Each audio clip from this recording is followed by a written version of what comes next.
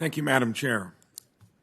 Being from Indiana, forestry, growing trees, lumber business in general is probably, when you take all the downstream impact from it, is as large as row crops would be.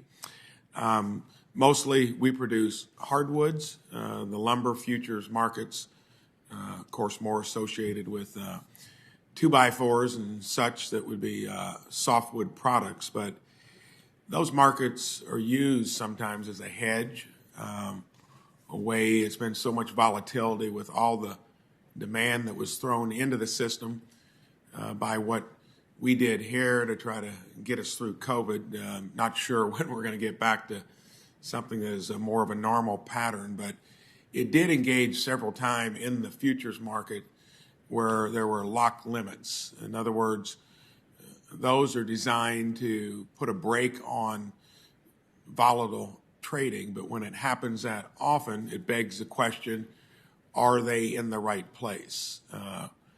Do you need to adjust them? And I'd like each witness to actually comment about, is that something where you should intercede in times like we've just gone through?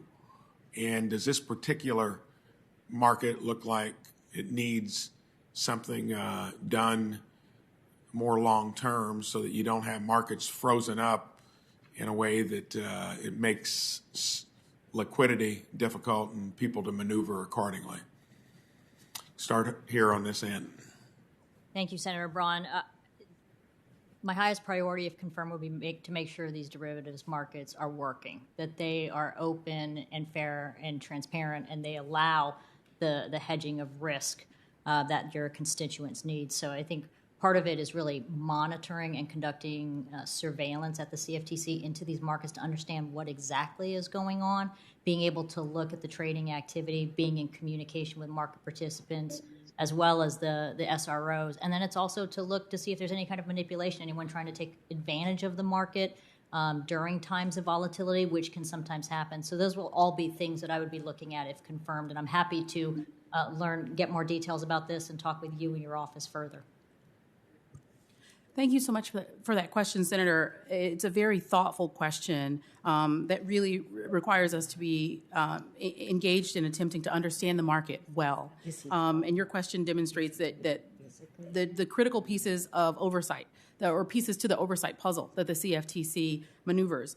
I would note that in moments of increased volatility in markets or disruption, the CFT typically engages in heightened surveillance, monitoring more closely on the phone, folks on the phone line to ensure that they have a clear picture. They have great visibility into markets, seeking superior and real-time data to ensure that if there is activity or misconduct, or if there is activity, misconduct or inappropriate trading activity, that is seen to right away.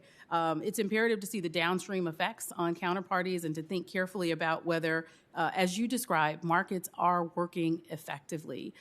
So I can commit, if confirmed, to certainly being engaged in careful monitoring of markets and ensuring proper oversight. Thank you, Senator Braun. What I will say is I was at the CFTC during the pandemic when we were seeing the record volatilities, and I'm aware of the number of days that there had limit down days, and it was definitely a concern, something that we monitored very closely. I can tell you that there are staff at the CFTC that pay very close attention to this, keep in touch with the stakeholders and the exchanges to make sure the markets function. And certainly, if confirmed, I'd be happy to talk to those experts at the Commission and report back to your office any information I can provide as to how the lumber markets are functioning at this time.